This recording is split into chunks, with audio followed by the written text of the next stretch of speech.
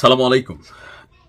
Congratulation ডাকসুর ছাত্র শিবিরের প্যানেল যারা বিজয়ী হয়েছেন, আর যারা পরাজিত হয়েছেন এখানে আমার কাছে মনে হয় আর কি যে নিজেদের অনেক কিছুই আপনাদের একটু ক্রস চেক করা দরকার, অথবা কোন কোন কারণে পরাজয় ঘটলো।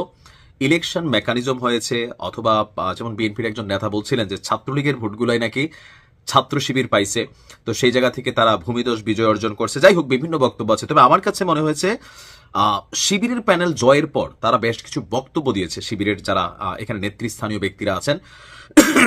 তো এই বক্তব্যগুলোর মাধ্যমে প্রাচ্যের অক্সফোর্ড খ্যাত ঢাকা ইউনিভার্সিটির আগামী দিন বা যে সময়টা তারা দায়িত্ব পালন করবেন তাদেরও একটা ইতিহাস গড়ার সময় আসছে, যেন এমন একটা বক্তব্য থাকে যে হ্যাঁ, শিবির কখনো ডাকসুর ভিপি হয়েছিল বা তারা এরকম ভূমিদোষ বিজয় পাইছিল, দেন ওই এক বছর ডাকসু বা ঢাবি আপনার পরিপূর্ণ রূপ পাইছে। তো প্রথম যে জিনিসটা ভালো লাগছে আমার কাছে সবচেয়ে বেশি, সেটা হচ্ছে বিজয়ের পর শিবিরের যিনি ঢাবির সভাপতি আছেন তিনি একটা বক্তব্য দিয়েছেন। দলেরও একটা নির্দেশনা ছিল যে মিছিল নয়, সিজদার মাধ্যমে শুকরিয়া আদায় করব। এটা ভিন্ন রকম একটা বিষয়, যে মুসলিম হিসাবে আমার কাছে এটা ভালো লাগছে। প্লাস অনেকাঙ্ক্ষিত ঘটনা এখানে ঘটতে পারত, যে শিবির একটা বিজয় মিছিল বের করছে, সেখানে ধাক্কাধাক্কি বা সামহাও অন্য একটা খারাপ কিছু ঘটারও চান্স ছিল। তো সাদিক কায়েমের বক্তব্যটা আমার কাছে খুবই ভালো লাগছে। সাদিক কায়েমের বক্তব্যটা, তার বক্তব্য, আমি ভিপি হিসাবে পরিচয় দিতে চাই না, এটা তার উদারতা।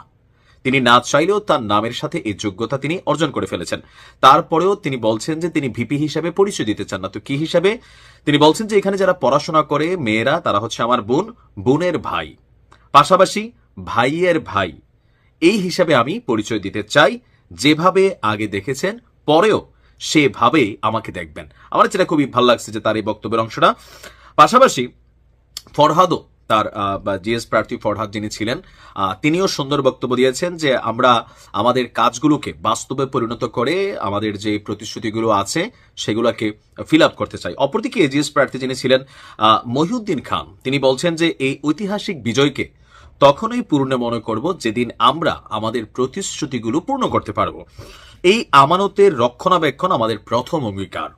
আল্লাহ আমাদেরকে হঠকারী এবং অহংকারীতে পরিণত হওয়া থেকে পরিত্রাণ দান করুক, আমাদের পথকে মসৃণ করে দিন। খুবই সুন্দর বক্তব্য।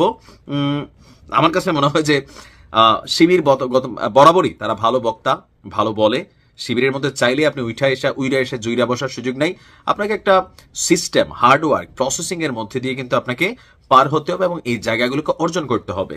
তো তুলনামূলকভাবে আমি অন্তর থেকে ধন্যবাদ দিই তাদের এই চিন্তা ভাবনাগুলোকে যে পাশ করে বিজয়নান্দ আত্মহারা হয়ে গেছে, এই বেটা আমি কে তুমি কে, যদিও বরাবরই এগুলো আমাদের মধ্যে আছে, তারপরেও তাদের যে ইন্টেনশনটা আছে, এত বড় একটা দায়িত্ব পাইছি, এত বড় একটা ক্ষমতা পাইছি, বাট সেই ক্ষমতা যেন আমাকে গিলা না ফেলে, এই যে পজিটিভ ভাইব। বা আমি মনে করি এখানে ডাকসুর যারা আছেন, ঢাকা ইউনিভার্সিটি যে ঐতিহ্য হারিয়ে ফেলেছে, ঢাকা ইউনিভার্সিটির মান এশিয়াতে বলেন সারা পৃথিবীর ইউনিভার্সিটিতে র্যাঙ্কিং গুলো হলে বেল নাই, কিন্তু বুঝছেন নি, বাংলাদেশে এটার অনেক নামটাম আছে, কিন্তু সেখান থেকে বের হয়ে ঢাবিকে প্রোডাক্টিভ, ঢাবিকে শিক্ষানুরাগী মেন্টালি, ঢাবিকে শিক্ষার একটা সুন্দর পরিবেশ, সবকিছু মিলিয়ে একটা ইতিহাস গড়ার সুযোগ কিন্তু পেয়েছে ইসলামী ছাত্র শিবির।